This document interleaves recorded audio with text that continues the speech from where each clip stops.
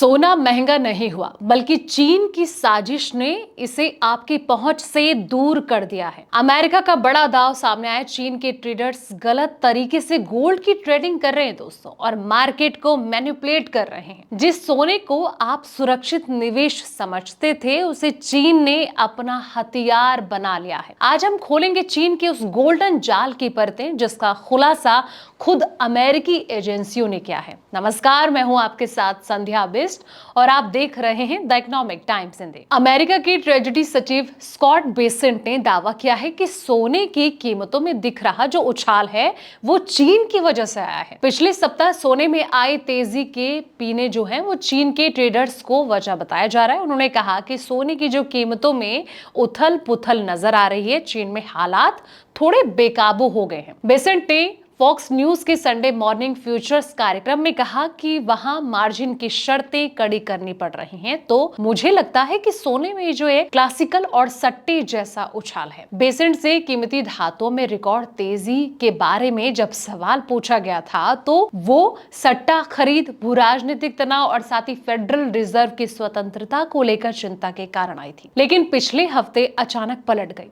इस उथल पुथल से डॉलर को जनवरी की शुरुआत के बाद जो है पहली बार साप्ताहिक बढ़त मिली।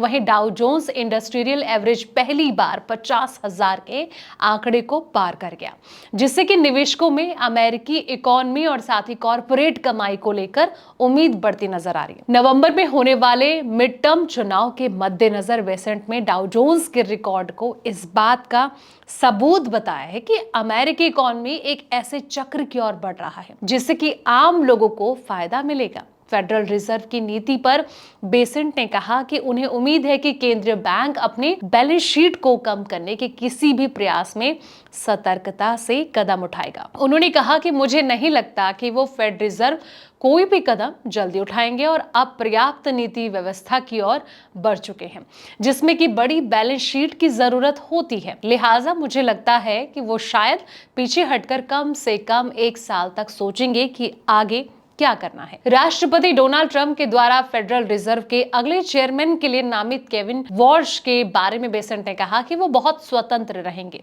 लेकिन इस बात का ध्यान रखेंगे कि फेड अमेरिकी जनता के लिए जवाबदेह है। इससे पहले बेसेंट ने सांसदों से कहा था कि अगर वॉर्श ने ट्रंप की इच्छा के अनुसार ब्याज दरें कम नहीं की तो उन पर मुकदमा करना ट्रंप पर डिपेंड करेगा। सीनेटर एलिजाबेथ वॉरेन के सवाल पर बेसेंट ने कहा कि टिप्पणी ट्रंप के द्वारा किए गए जो है एक मजाक से आई थी। उन्होंने वॉर्श की योग्यता का बचाव किया और ये भी बताया कि ट्रंप चाहते हैं कि फेड के नामित चेयरमैन उनकी ब्याज दरों पर राय से सहमत हो। लेकिन एक बड़ा सवाल ये है दोस्तों कि जिस तरीके से अमेरिका ने चीन को दोषी करार दिया है कि चीन की वजह से ही सोने के रेट आसमान छू रहे हैं, इसको लेकर आपको क्या लगता है? कमेंट सेक्शन में अपनी राय जरूर दें। फिलहाल इस वीडियो में इतना ही। ऐसे तमाम वीडियोस के लिए आप देखते रहें द इकोनॉमिक टाइम्स हिंदी।